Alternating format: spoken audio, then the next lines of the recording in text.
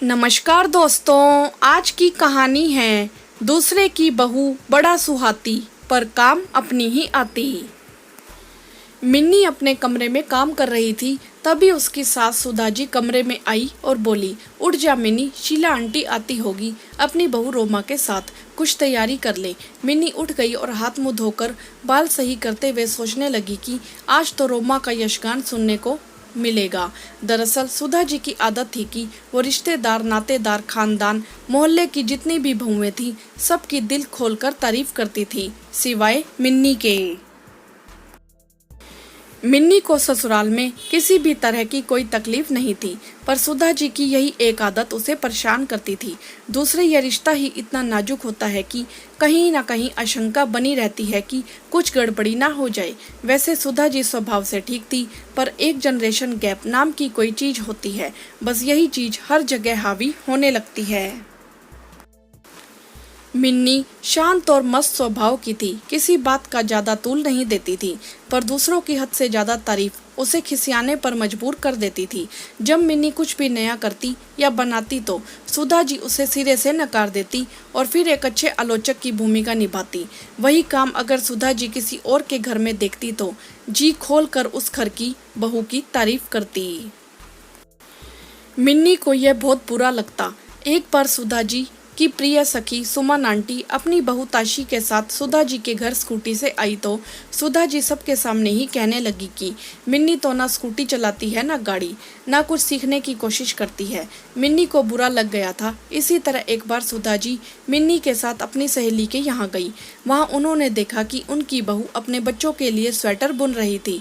बस सुधा जी वहीं पे शुरू हो गई, आपकी बहू कितनी गुणी है, हमारी मिन्नी को तो स्वेटर बुनना भी नहीं आता, रेडीमेड खरीद लाती है। मिन्नी का मूड खराब हो गया था। उसने सोचा आज चलकर सासू जी से जरूर बात करूंगी, ऐसे मन में बात रख कर तो हमारा रिश्ता कमजोर हो जाएगा।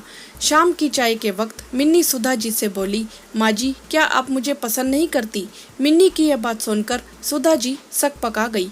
वह मिन्नी से कहने लगी कि तुम ऐसा क्यों कह रही हो?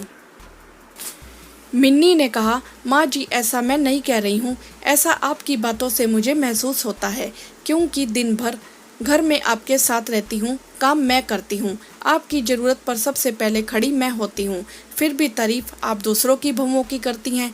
मैं क्या कुछ करने की कोशिश नहीं करती हूँ, पर आपको कभी संतुष्ट नहीं कर पाई। यह सही है कि मैं कार और स्कूटी नहीं चला पाती, पर जब भी कहीं आपको जाना होता है तो क्या कैब बुक कराकर आपको ले नहीं जाती? मैं स्वेटर नहीं बना पाती तो हर सर्दी में आपके लिए नया स्वेटर लेकर आती हूँ ना। खाना औरों की तरह ना सही, पर अपने परिवार के लिए रोज कोई ना कोई नई डिश ट्राई करती हूँ। खुद से पहले आपका फेशियल करती हूँ, बिना कहे हेयर कलर लगाती हूँ। आपकी दवा के लिए गर्म पानी आपसे पहले आपके कमरे में पहुँच जाता है। आप पूजा कर रही होती हैं तो टीवी, रेडियो सब बंद कर देती हूँ, सबसे धीमी आवाज़ में बात करने को कहती हूँ। क्या यह सब बातें आपके लिए कोई अहमियत नहीं रखती?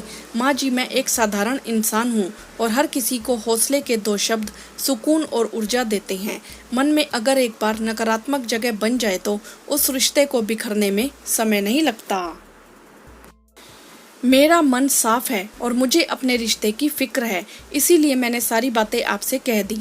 अगर आपको बुरी लगी हो तो माफ़ करिएगा, मगर मुझे आपका यह तरीका सही नहीं लगता। अगर मेरी कमियां आपको अखरती हैं तो आप मुझे कह भी सकती थी, मिन्नी तुम स्कूटी चलाना सीख लो और स्वेटर बुनना तुम्हें मैं सिखा दूंगी, तो मुझे बुरा नहीं लगता बल्कि खुशी होती। यूँ दूसरों के सामने अपनों के हौसले नहीं गिराने चाहिए। माँ जी जो अपना होता है वही अपना रहता है। सुधा ने मिन्नी को गले से लगा लिया और बोली, माफ़ करना मिन्नी बेटा, मैं तो बिना सोचे समझे बोल जाती हूँ। मैंने तो सोचा ही नहीं कि तेरे आने के बाद सच में मैं तेरे ऊपर निर्भर होती जा रही हूँ। तू ही मेरे लिए सबसे अच्छी है, मुझे औरों से क्या लेना देना। मिन्नी हंसती और बोली, माँ बैठो, मैं चाय नाश्ता लेकर आती हूँ। हाँ तो दोस्तों, आपकी इस विषय में क्या राय है, आप हमें कमेंट करके ज़रूर बताएं। वीडियो को लाइक करें, शेयर करें और चैनल को सब्सक्राइब भी करें। धन्यवाद।